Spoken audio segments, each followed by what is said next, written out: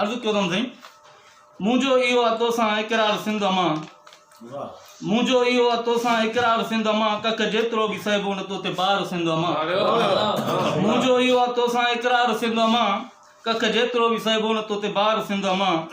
जेको बि तोॾे खणंदो मेरियूं अखियूं करे जेको बि तोॾे खणंदो मेरियूं अखियूं करे उन लाइ बणजंदुसि मां ललकार सिंध मां मुंहिंजो इहो आहे तोसां इक़रार सिंध मां कख जेतिरो बि साहिबो न तो ते बार सिंध मां तोखे अलॻि करण जी साज़िशूं करे थो तोखे अलॻि करण जूं साज़िशूं करे थो क्या मुंडी हुन जी धड़ खां मां धार सिंध मां मुंहिंजो इहो आहे तोसां इक़रार सिंध मां कख जेतिरो बि साहिबो न तो ते बार सिंध मां दुश्मन मां तुंहिंजा मारे क्या समुंड हवाले दुश्मन मां तुंहिंजा मारे क्या समुंड हवाले मूं वटि अगरि हुजे जे अख़्तियार सिंध मां मुंहिंजो इहो आहे तोसां इक़रार सिंध मां कख जेतिरो बि साहिबो न तो ते बार सिंध मां जंहिं तोखे पंहिंजे कख में पाले वॾो कयो जंहिं तोखे पंहिंजे कुख में पाले वॾे कयो इहो ई करे थो तोते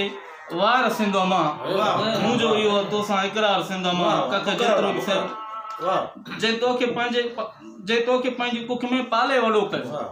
जंहिं तोखे पंहिंजी कुख में पाले वॾो कयो इहो ई करे थो तोते पंहिंजा वार सिंध मां मुंहिंजो इहो आहे तोसां इक़रार सिंध मां कख जेतिरो बि साहिबो न तो ते बार सिंध मां कोई भी तुंहिंजो वार विंगो न करे सघंदो कोई भी तुंहिंजो वार विंगो न करे सघंदो कोई भी तुंहिंजो वार विंगो न करे सघंदो जेसी न तुंहिंजो पंहिंजो ते गद्दार सिंध मां कोई भी तुंहिंजो वार विंगो न करे सघंदो कोई भी तुंहिंजो वार विंगो न करे सघंदो जेसी न तुंहिंजो पंहिंजो ते गद्दार सिंध मां अहिड़ा दलाल अॻ में काथे ॾिठो ॿुधो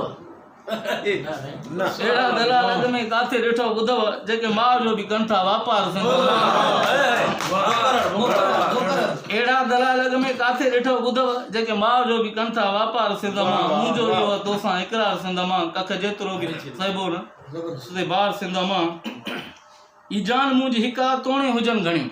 ये जान मुंहिंजी हिका तोणे हुजनि घणियूं तोतां थिया मां गोर लखवार सिंध मां मुंहिंजो इहो आहे तोसां इक़रार सिंध मां कख जेतिरो साहिबो तो ते बार सिंध मां आख़िरी आहे साईं मुख़्तियार आहे दुआगो हर पल ऐं हर घड़ी मुख़्तियार आहे दुआगो हर पल ऐं हर घड़ी अलाह कंदो बेड़ो तुंहिंजो पार सिंध मां मुंहिंजो इहो आहे तोसां इक़रार सिंध मां ॾाढो सुठो